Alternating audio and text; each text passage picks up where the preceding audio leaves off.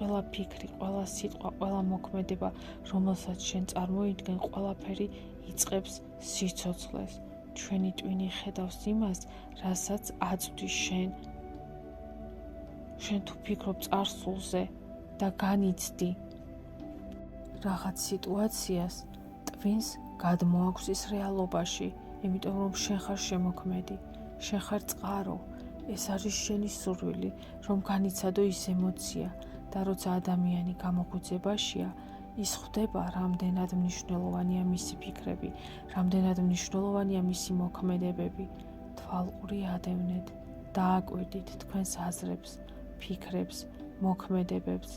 მინდა გითხრათ, რომ თქვენი სეციური ოჯახი ყოველთვის თქვენთან არის, ყოველთვის გისმენთ, უსმენს ფიქრებს, გადაწყვეტილებებს. არ ერევიან არაფერში, იმიტომ რომ შენ გინდა ეს განიცადო და შენ იქნები ამ განცდაში, მანამ სანამ შენი სული არ იტყვის. მორჩა, მეყოფა, უკვე დავიღალე, რამდენი შეიძლება დავბრუნდე ერთი და იგივე წერტილში.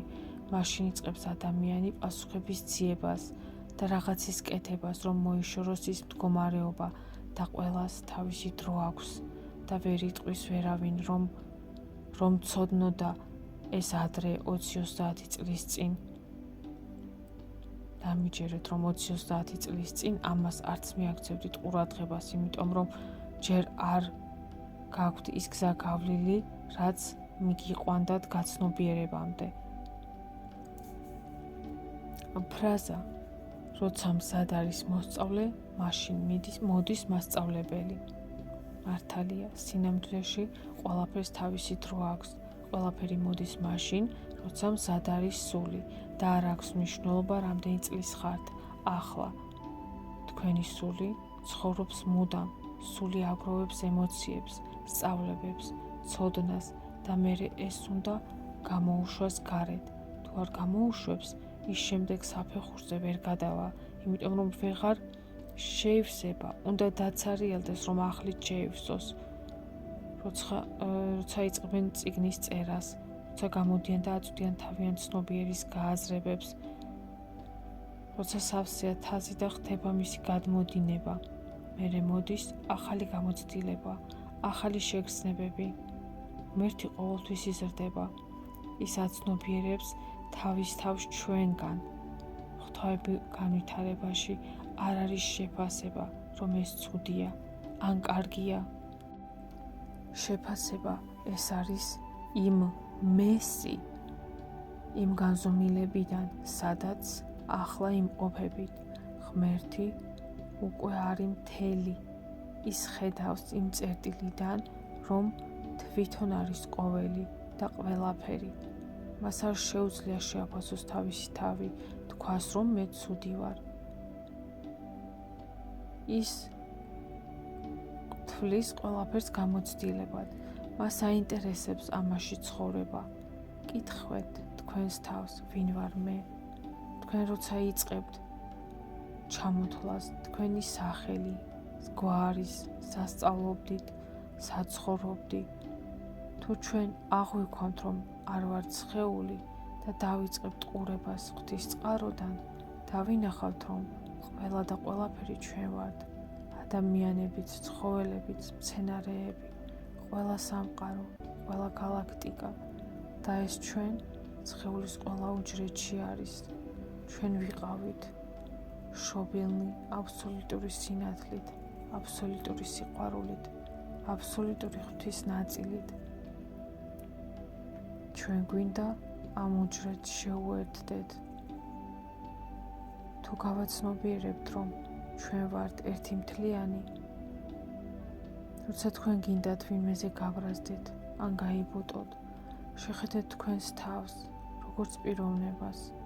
უნდა რომ გაბრაზდეს, გაბრაზება უნდა თქვენს ეგოს.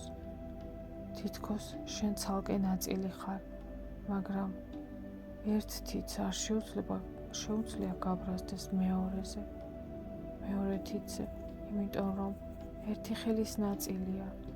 ჩვენ ვართ ერთი დიდი ორგანიზმის ნაწილები. ჩვენ უბრალოდ ვსწავლობთ შეცნობას. სწავლობთ ჩვენი თავის შეცნობას. მივიღოთ ჩვენი თავი, თელი, არ გავყოთ მარცხენად და მარჯვენად, ქალად და კაცად. გაყოფილები მოვდივართ კი, ამისთვის მოვდივართ, რომ შევიმეცნოთ და ისევ გავერთიანდეთ. თელის გაცნობიერება, თელის სულიერება.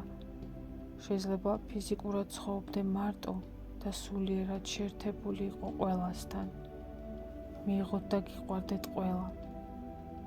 თუმცა დაწყება უნდა იყოს საკუთარი თავიდან.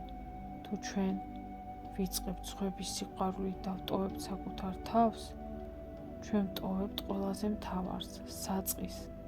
ჯერ საკუთარი თავის სიყვარულით უნდა დავიწყოთ, საკუთარი თავი მივიღოთ. გვიყვარდეს, ვიზრუნოთ. მეც ისეთი ვარ, როგორც ყველა დანარჩენი. მე ვაძლევ უფლებას ყველას გაიარონ თავიანთი გამოცდილება და გაიარონ ის ემოციები, რაც მათ სჭირდებათ. მე არ განვიკითხავ არავის.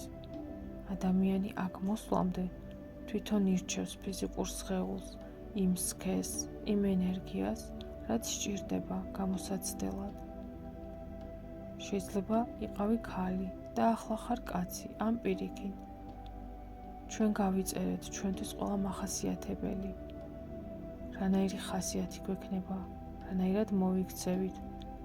ჩვენ ვირჩევთ, რანაირი მშობლები გვეყოლება, მეგობრები და ასე შემდეგ. ვარიგებთ იმ სცენარებს, თუ რა უნდა მოგვიტანონ ჩვენ.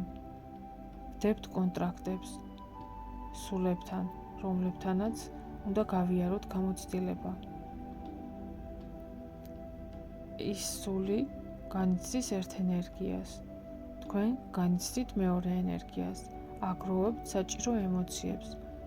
თუმცა, როცა ადამიანი განიცდის ავადმყოფურ შეგრძნებებს, მაგალითად, ოჯახში არის ჩხუბი მეუღლეებს შორის, ასეთი კონტრაქტია დადებული. სულებმა თვითონ აირჩიეს ეს განსხეულებამდე. შეადგინეს კონტრაქტი, რომ ასე მოიქცეოდნენ, იმიტომ რომ ეს იქნებოდა მათი პროცესები იმისთვის, რომ გაზრდილიყვნენ. და როცა ვიაზრებთ, რომ სული იწყებს ზრდას, იწყებს გამოსავლის ძებნას, იტანჯება მანამ სანამ არ არის მზად. შემდეგ კი საფეხურებზე გადასვლისთვის, სადაც ის უფრო გაცნობიერებულია, დამოუკიდებელი ხდება. მერე უკვე მართავს თავის ცხოვრებას, ისე როგორც მას უნდა, რომ იცხოვროს. ანუ ის უკვე თვითონ ირჩევს. და აქაც არ შეიძლება არავის განკითხვა, თუ რატომ არის ოჯახები ასე და ასე შემდეგ. ყველას თავისი გამოცდილება აქვს გასავლელი. სულ სჭირდება ეს გასააზრებლად. არავინ განვიკითხოთ, არავინ შევაფასოთ და მივცეთ მათ უფლება იცხოვრონ ისე, როგორც უნდათ. როცა სული მზად იქნება, წავიდეს წინ, ის წავა. უფრო ადრე არ გამოვა, იმიტომ რომ არ არის მზად. გამოდის ყველა მეგობართან, მშობლებთან, ჩვენ მოლაპარაკება გვაქვს. თავიდანვე, ჩვენი არჩევანია, როცა ამბობთ, ჩემი ქმარი ან ცოლი ასეთია, ბავშვები არ მიჯერებენ. გაცნობიერეთ, რომ ეს თქვენი არჩევანია, თქვენ გინდოდათ ეს გრძნობები გამოგეცადათ. როგორ უნდა დააღწიოთ თავი ამას? უნდა მიხვიდე საკუთარ თავთან, საკუთარი თავდაპირველ არსთან, საკუთარ უმაღლეს მესთან, როცა მზად არის სული, მისთვის ყველაფერი გამოჩნდება, მასწავლებელიც და მიმართულებაც. აი აქ უკვე ჩაერთვებიან ზეციური ოჯახის წევრები. გამოვლენ კონტაქტზე და მინიშნებებს მოგცემა ყველანაირად, რომ იაროს სწორად. თუმცა გამოცდები ყოველთვის იქნება, რა ეტაპზეც არ უნდა იყო, სანამ დედამიწაზე ვიმყოფებით. და ახლა შეგიძლიათ ჩემთან ერთად გამოხატოთ განზრახვა. მე გთხოვთ, გამიყვანეთ სულის ყველა სცენარზე და კონტრაქტზე აჩქარებულად. მე ვაძლევ ნებას ყველა ანგელოს თელ ჩემს ზეციურ ოჯახს დამეხმარო და მეგზურობა გამიძიონ. მე ვიქნები ძალიან მადლიერი. მე ვეთანხმები სულის არჩევანს და იყოს ასე.